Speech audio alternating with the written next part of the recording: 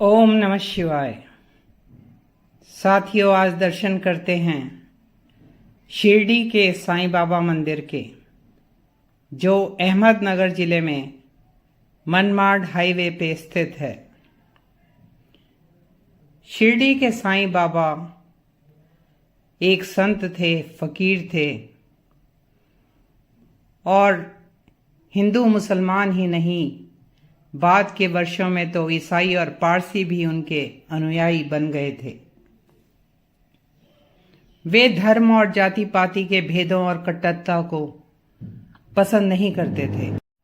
उनकी शिक्षाओं में सब धर्मों की ही अच्छी बातें थी। श्री साईं सच्चरित्र नामक जीवनी उनकी मृत्यु के बाद ही उनके अनुयायियों ने लिखी। कुछ हिंदू भक्त उन्हें भगवान दत्तात्रेय का अवतार मानते थे। श्री साईं सच्चरित्र 1922 में मराठी में उनके शिष्य हेमाड पंत, जो अन्ना साहेब दाभोलकर या गोविंद रघुनाथ भी कहलाते थे, उन्होंने लिखी। इस पुस्तक में उन्होंने वर्ष 1910 से बाबा के साथ अपने अनुभव और अन्य शिष्यों के साथ अनुभव लिखे हैं। श्री नरसिंह स्वामी ने भी साईं बाबा के जीवन पर पुस्तक लिखी। शिरडी के साईं बाबा का जन्म स्थान, जन्मतिथि, माता पिता का नाम पता नहीं चला। इस विषय में बाबा ने कभी स्पष्ट उत्तर नहीं दिया। बाबा शिरडी, जो महाराष्ट्र के अहमदनगर जिले में है, वहां 16 वर्ष की आयु में आए। 3 साल वहां रहे, फिर 1 साल बाद कहीं चले जाने के बाद 1858 में फिर आ गए। वे उस समय युवा थे और रात दिन एक नीम के पेड़ के नीचे तपस्या में लीन रहते थे। किसी से बात नहीं करते थे। यह देख गांव वाले हैरान थे।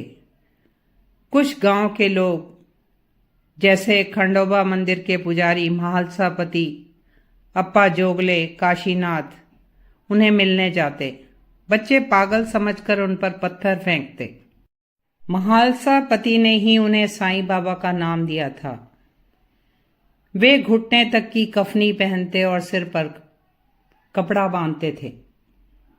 जिस पुरानी जीर्ण शीर्ण मस्जिद में वे अकेले रहते थे, उसे उन्होंने द्वारका माई हिंदू नाम दिया।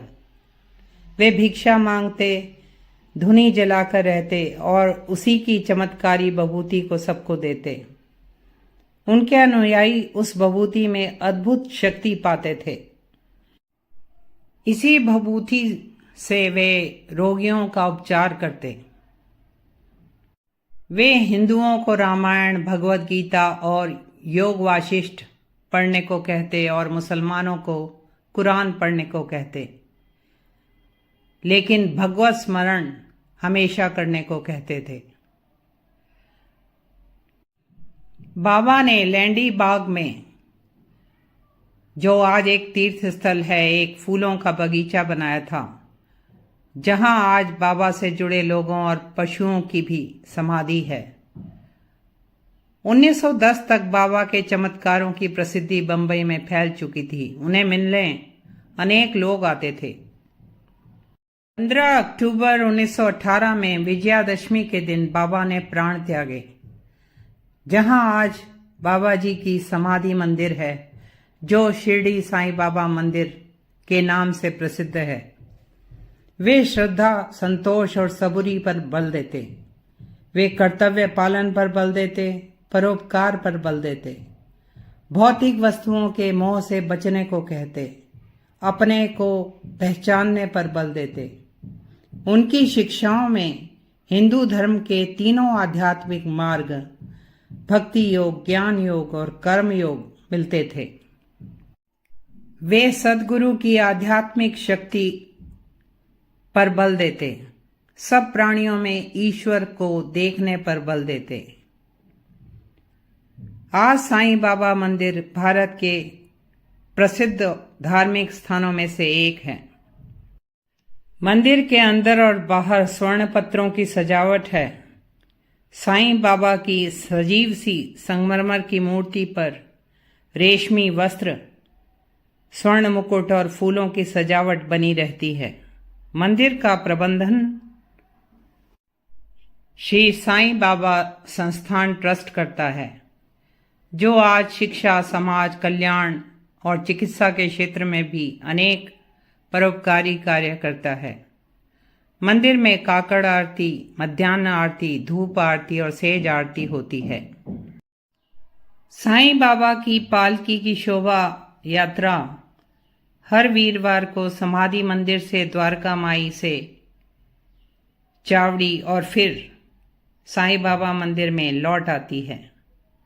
मंदिर में प्रसादालय में हर धर्म वर्ग के लोगों को निःशुल्क भोजन मिलता है। आज शिरडी साईं बाबा के भारत में नहीं विदेशों में भी अनुयायी हैं।